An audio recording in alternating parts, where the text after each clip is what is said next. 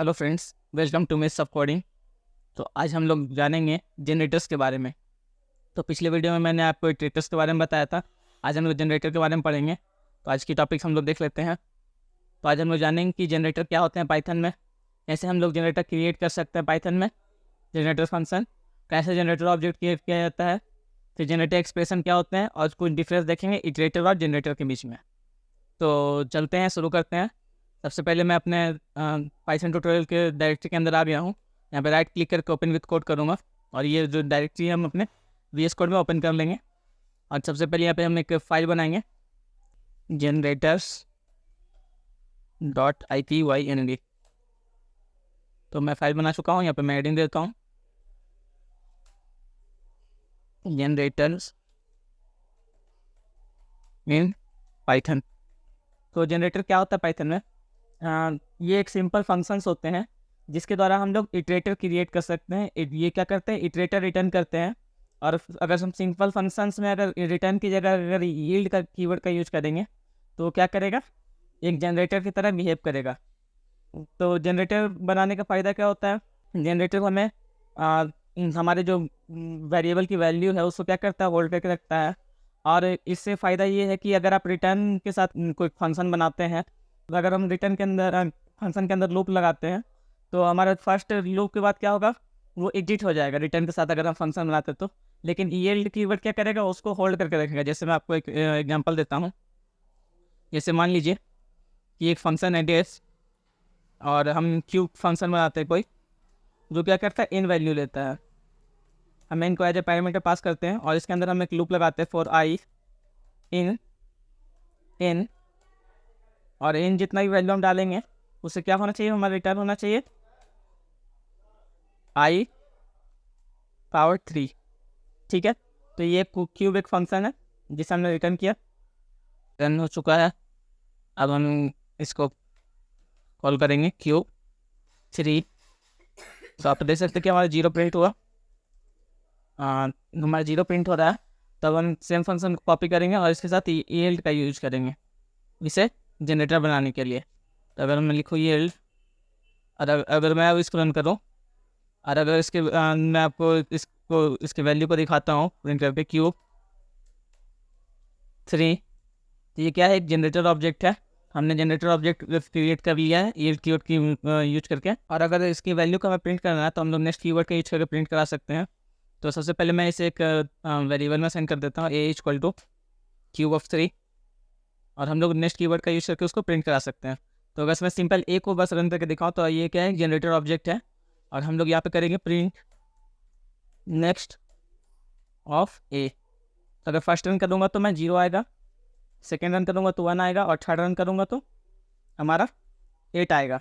तो ये as a iterator काम कर रहा है। तो हम लोग इटरेटर रिटर्न्स कराने के लिए क्या करते हैं, जनरेटर ऑफ फंक्शंस बनाते हैं।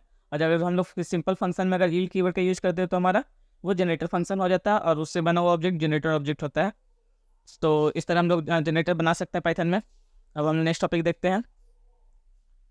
तो मैंने आपको जनरेटर क्रिएट करने के लिए बता दिया, जनरेटर फंक्शन क्रिएट करने के लिए बता दिया, जनरेटर ऑब्जेक्ट के बारे में बता दिया। अब हम लोग जनरेटर एक्सप्रेशन के बारे में देखेंगे।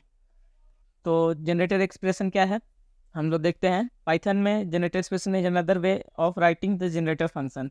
तो जनरेटर फंक्शन लिखने का एक क्या है, दूसरा तरीका है जनरेटर एक्सप्रेशन। और क्या ये it use the Python list comprehension technique, but instead of storing the elements in a list in memory it creates generator object. तो ये क्या करता है, लिस्ट कॉम्प्रिहेंशन टेक्निक का यूज करता है और स्टोर लिस्ट मेमोरी को स्टोर करने की बजाय क्या करता है, एक जनरेटर ऑब्जेक्ट्स बना देता है। तो हम लोग जनरेटर एक्सप्रेशन का सिंटेक्स देख लेते हैं। तो हमें सबसे पहले क्या देना होता है, एक पैरेंथेसिस। उसके बाद उसके अंदर हम लोग को लिखना पड़ता है एक्सप्रेशन, हमारा जो भी एक्सप्रेशन होगा, जो भी हमें रिटर्न कराना है। और हमको अगर यहाँ पे क्या करना पड़ता है, लूप करना पड़ता है फॉर आइटम इन इटरेबल। और उसके बाद अगर कोई कंडीशन देना है तो हम लोग कंडीशन भी ऐड कर सकते हैं। तो मैं आपको बना के दिखाता हूँ एक जनरेटर एक्सप्रेशन। तो हम लिख देते हैं एक जनरेटर एक्सप्रेशन इक्वल टू, तो ये क्या करेगा, एक जनरेटर ऑब्जेक्ट बनाएगा। तो मैं आपको दिखाता हूँ, आई इंटू टू। हमारा एक्सप्रेशन क्या है, आई इंटू टू, जो भी आई है वैल्यू उसका क्या होना चाहिए, 2 गुना रिटर्न होना चाहिए। और हम लोग क्या करेंगे, इसको आइट्रेट करेंगे for i in range, range हम लोग मान लीजिए 10 दे देते हैं। और अगर हम चाहें तो बिना कंडीशन के भी इसको लिख सकते हैं इस ऑब्जेक्ट को, या फिर हम लोग क्या कर सकते हैं, कंडीशन भी लगा सकते हैं यहाँ पे। तो अगर मैं कंडीशन लगा दूँ, इफ़ आई, मान लीजिए कि आई मॉडुलस 4 दे देते हैं हम लोग, तो आई मॉडुलस 4 डबल इक्वल टू 0, मतलब कि जिस वैसा आई का वैल्यू जिसमें 4 से डिवाइड देने पे हमारा जो रिमाइंडर क्या होना चाहिए, 0 होना चाहिए। तो उसी के लिए क्या करेगा, ये एक्सप्रेशन हमारा काम करेगा। तो इस तरह हम लोग लिस्ट कॉम्प्रिहेंशन में भी देखा था हम लोग कि कैसे हम लोग बना सकते हैं लिस्ट कॉम्प्रिहेंशन को। तो सिंपली उसका टेक्निक ही यूज करता है, लेकिन ये लिस्ट मेमोरी में ना सेव करके ये क्या करता है, एक ऑब्जेक्ट बनाता है जिसकी मदद से हम लोग इसको रन करा सकते हैं। तो अगर मैं इसको रन कराऊँ तो ये हमारा क्या बन चुका है, एक जनरेटर एक्सप्रेशन बन चुका है। अब हम इसको दिखाते हैं for i in generator expression print i. तो आप देख सकते हैं कि हमारा 0, 8 और 16 क्या हो चुका है, रिटर्न हो चुका है। तो फर्स्ट वैल्यू मेरा क्या होगा, 0 होगा, क्योंकि आई को अगर 0 से बार में आई का वैल्यू 0 होगा, उसको 4 से डिवाइड देंगे तो हमारा जो रिमाइंडर हो गया होगा 0 होगा, तो फर्स्ट वैल्यू तो 0 ही होगा। और सेकेंड वैल्यू क्या होगा, तो हमारा 4 होगा। 4/4 अगर हम करते हैं तो रिमाइंडर हमारा 0 आता है, तो इसलिए 8 है। और सेकेंड वैल्यू क्या होगा 10 रेंज के अंदर में, तो हमारा 16 होगा, 8 होगा, क्योंकि 8/4 करेंगे तो भी रिमाइंडर 0 होगा। और आई इंटू 2 है, ये मतलब 16 है। तो इस तरह हम लोग जनरेटर एक्सप्रेशन बना सकते हैं। अब मैं कुछ बेसिक डिफरेंस बताता हूँ आपको जनरेटर इटरेटर के बारे में।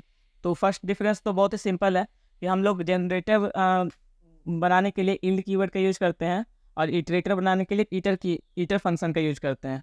तो अगर फर्स्ट डिफरेंस हम लोग लिखना चाहें, यहाँ पर मैं हेडिंग देता हूँ, difference between iterator and generator. तो फर्स्ट डिफरेंस हमारा क्या हो जाएगा कि हम लोग लिख सकते हैं we use iter function to create a iterator object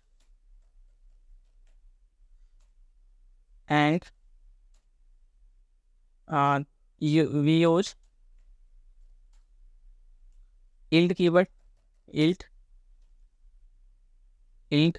keyword to create a generator function। तो फर्स्ट तो हमारा ये हो गया डिफरेंस। सेकेंड डिफरेंस हमारा क्या होगा, हम लोग लिख सकते हैं कि generator use to save memory, sorry local variable. जैसे हम लोग ने यहाँ पे सेव किया, जैसे रिटर्न के साथ हम जब रिटर्न को यूज कर रहे थे तो वो सेव नहीं कर पा रहा था, लेकिन हमारा ये क्या करता है, सेव करता है। And iterator is more memory efficient, more memory efficient. और दोनों में हम लोग क्या करते हैं, नेक्स्ट कीवर्ड का यूज करते हैं। तो ये हम लिख सकते हैं, मार्कडाउन में जानते हैं, we use next function in iterator and generator. तो ये था जनरेटर के बारे में। आई होप आपको वीडियो समझ में आया होगा, और आप इसको और एक्सप्लोर कर सकते हैं, मैं आपको डिस्क्रिप्शन में लिंक दे दूँगा। तो आज के लिए बस इतना ही, थैंक यू।